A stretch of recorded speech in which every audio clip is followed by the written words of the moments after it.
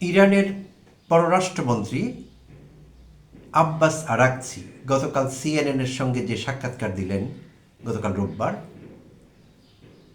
তাতে কি এই কথা প্রমাণিত হচ্ছে বা ইঙ্গিত পাওয়া যাচ্ছে যে ইরান যথেষ্ট ছাড় দিতে যাচ্ছে বর্তমান চলমান অচলাবস্থা যুক্তরাষ্ট্রের সঙ্গে যা চলছে সেইটি কাটিয়ে উঠবার জন্য ইরান অস্বাভাবিক ছাড় দিতে চাইছে? তো প্রিয় দর্শক শ্রোতা, তার পুরো ইন্টারভিউটি আমরা একটু শুনে নেব বা বুঝবার চেষ্টা করব তিনি কি বলেছিলেন। আব্বাস আরাকচি, ইরানের পররাষ্ট্রমন্ত্রী, গতকালই তিনি সিএনএনের সঙ্গে সাক্ষাৎকার দিচ্ছিলেন। আসসালামু আলাইকুম এবং অফুরন্ত শুভকামনা সবার জন্যে। তো সেই সাক্ষাৎকারে আব্বাস কি বলছিলেন? প্রিয় দর্শক শ্রোতা, ইরানে বর্তমানের যে সংকটটি প্রকট হয়ে উঠেছে এটি শুরু কিন্তু অল্প কয়েকদিন আগেই, গত ডিসেম্বরে। আর সেটি শুরু হয়েছিল মূলত অর্থনৈতিক দুরবস্থা এবং সেই কারণে ইনফ্লেশন, মুদ্রাস্ফীতি নিয়ন্ত্রণের বাইরে চলে গেছে।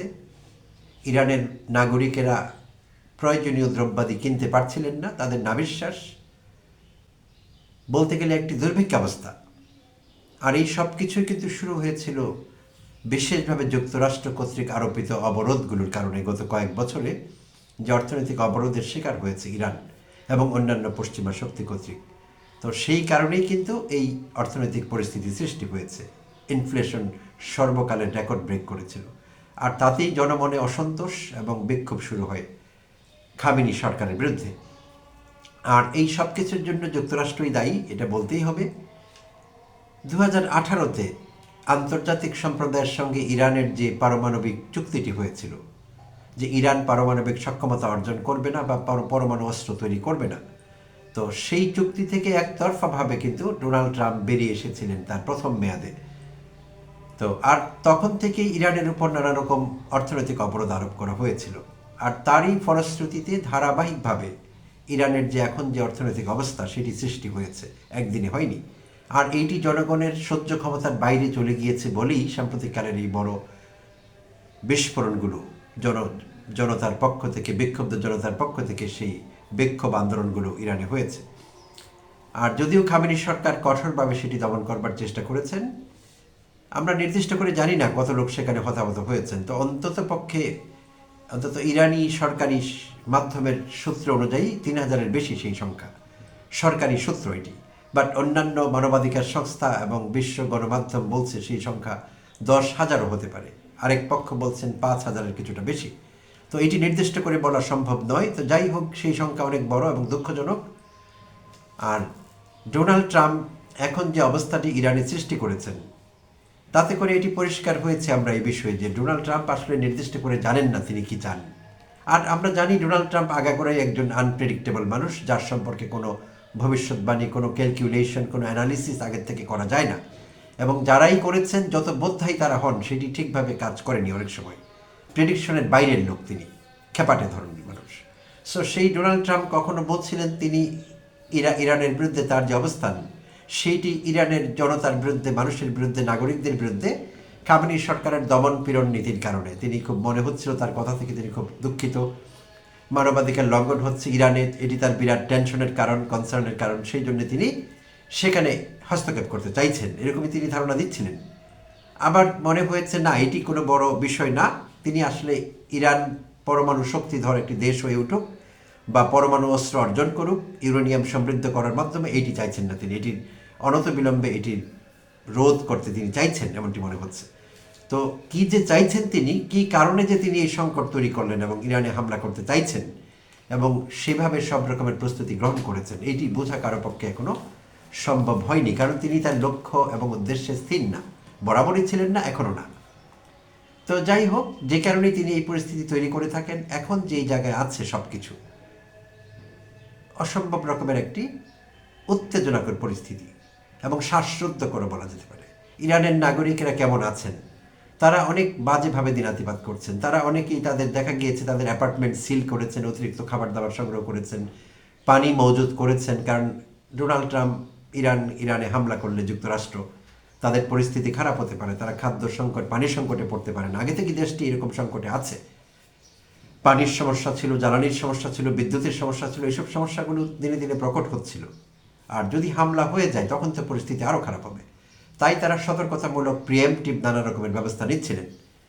তো এই পরিস্থিতিতে গতকাল আব্বাস আরাগচি যে সাক্ষাৎকারটি দিলেন সিএনএনে, তিনি সেখানে বলছিলেন যে যুক্তরাষ্ট্রের সঙ্গে আলোচনা চালানো যেত বা চালানো যেতে পারে, কিন্তু একটি কারণেই সেটি হচ্ছে না। কি সেটি? আস্থার সংকট। আস্থা তৈরি হয়েছে, ইরানের কোনো আস্থা নেই নেগোশিয়েটিং পার্টনার হিসেবে বা যাদের সঙ্গে দর কষাকষি করা যায় যৌথ বিষয়ে, সেই হিসেবে যুক্তরাষ্ট্রের উপর তাদের কোনো আস্থা নেই। তো গণমাধ্যমগুলো যেভাবে হেডলাইন করেছে, trust deficit clouds US talks but diplomacy still possible Iran. এটি গণমাধ্যমের হেডলাইন। টিআরডি ওয়ার্ল্ড এই হেডলাইন করেছে, trust deficit clouds US talks. যুক্তরাষ্ট্রের সঙ্গে তাদের টক, ট্রাস্ট ডেফিসিট অর্থাৎ আস্থার সংকট তৈরি হয়েছে, সেইটি মেঘাচ্ছন্ন করেছে, সেটি কাজ করছে না ঠিকভাবে। But diplomacy still possible, but এখনও কূটনৈতিক আলাপ আলোচনা চালিয়ে যাওয়ার সুযোগ আছে।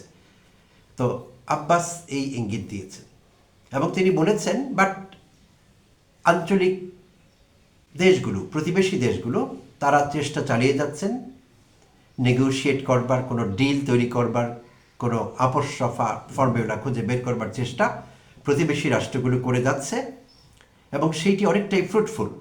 আব্বাস সেই চেষ্টাকে ফ্রুটফুল বলে দাবি করেছেন। আচ্ছা, তো তিনি বলেছেন ওই আস্থার জায়গাটিতে আমাদের আসতে হবে, না আসলে এটি সামনের দিকে এগিয়ে নেওয়া সম্ভব হবে না। বাট এখন যেহেতু এটি ফ্রুটফুল, তাই তিনি আশার আলো দেখছেন। এই আলোচনা বা এই নেগোশিয়েটিং চেষ্টা, এইটি ভবিষ্যতে আলোচনার পথ আরও প্রশস্ত করতে পারে, তিনি আশার আলো দেখছেন। পাশাপাশি তিনি আরেকটি বিষয়ে উদ্বেগ প্রকাশ করেছেন। তিনি বলেছেন যে আমি যুদ্ধ নিয়ে অতটা চিন্তিত নই, যতটা চিন্তিত আমি কোনো একটি এক্সটার্নাল ফোর্স, বাইরের কোনো শক্তি ডোনাল্ড ট্রাম্পকে তথা যুক্তরাষ্ট্রকে মিসলিড করছে, মিসগাইড করছে কিছু মিস ইনফরমেশন দিয়ে, এবং তাতে করে যুক্তরাষ্ট্রের যে শব্দগুলো ব্যবহার করা হয়েছে, মিস ইনফরমেশনের কারণে মিসক্যালকুলেশনের দিকে যাবে ট্রাম্প বা যুক্তরাষ্ট্র, সেটি তার উদ্বেগের জায়গা।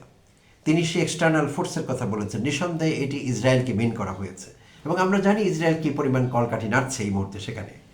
আগেও আমরা দেখেছি গত বছরের জুনে যুক্তরাষ্ট্র যে হামলা চালিয়েছিল ইরানের উপর, ভূগর্ভস্থ পারমাণবিক যে ইউরেনিয়াম সমৃদ্ধ করা হচ্ছে সেখানে, কিংবা অস্ত্র তৈরি করা হয়েছে এমন আশঙ্কা থেকে সেখানে হামলা করা হয়েছিল। সেই সময়টিতে ইসরায়েলের নেতানিয়াহু তিনি কি চাইছিলেন? ইসরায়েল প্রধানমন্ত্রী তিনি চাইছিলেন রেজিম চেঞ্জ, এমনকি খামেনিকে সরিয়ে দিতে, খামেনিকে দুনিয়া থেকে সরিয়ে দেওয়া হোক। কিন্তু ডোনাল্ড ট্রাম্প রাজি হচ্ছিলেন না তার সেই প্রস্তাবে।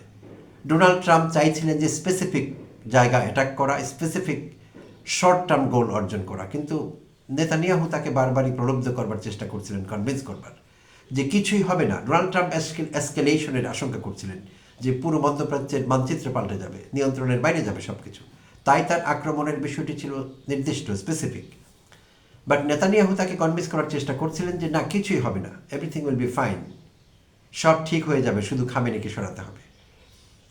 তো ডোনাল্ড ট্রাম্প সেই ফাঁদে পা দেননি। এই চেষ্টা এখনও কিন্তু ইসরায়েল করে যাচ্ছে এবং ইসরায়েলের গোয়েন্দা কর্মকর্তারা যুক্তরাষ্ট্রে আছে ট্রাম্পের কানে কানে এইসব বলবার জন্য সবসময়। এর সঙ্গে আবার যুক্ত হয়েছে সৌদি আরব। আমরা দেখেছি সৌদি আরবের প্রতিরক্ষা মন্ত্রী তিনিও কনভিন্স করবার চেষ্টা করছেন ডোনাল্ড ট্রাম্পকে, যাতে ডোনাল্ড ট্রাম্প তার আক্রমণের রাস্তা থেকে সরে না যান, তাহলে ইরান আরও শক্তিশালী হয়ে উঠবে। তো এই হলো অবস্থা পারিপার্শ্বিক। তো সেজন্যই আব্বাস বলেছেন যে এক্সটার্নাল ফোর্স বা শক্তি তথা ইসরায়েল মিস ইনফরমেশন দিয়ে যুক্তরাষ্ট্রকে মিসগাইড করছে এবং সেইটি মিসক্যালকুলেশন বা ভুল হিসেবের দিকে তাদেরকে নিয়ে যাবে যুক্তরাষ্ট্রকে।